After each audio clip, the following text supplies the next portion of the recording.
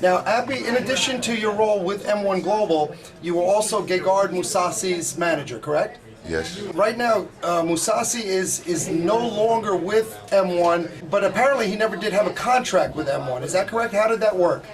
I don't want to go into too much details, but Gegard as well as I were hoping that M1 would give him a very good contract, not similar but more in relation to the contract Fedor Emelianenko got from M1.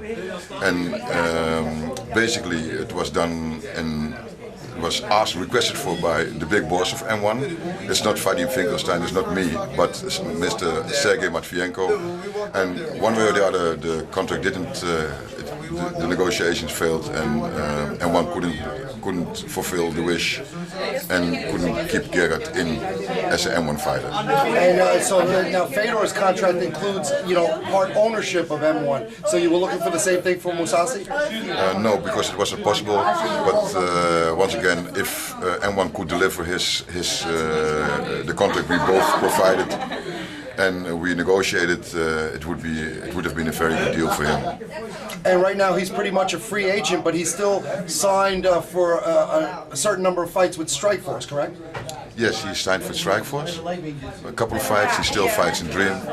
And I think he will do that for the next upcoming year at least. And then after that year, he is free to negotiate with any promotion, including the UFC. It might be, but he's very happy with his current contract and his current things going on with Strikeforce. And now there was some, misunderstandings about previous negotiations with the UFC. Were there any negotiations to get Mousasi in the UFC before the Strikeforce deal happened? No, not before the Strikeforce deal happened. And have you been in contact with the UFC anytime recently? I've recently have contact with the UFC, but not about Gegard and not about Fedor. It's about other fighters.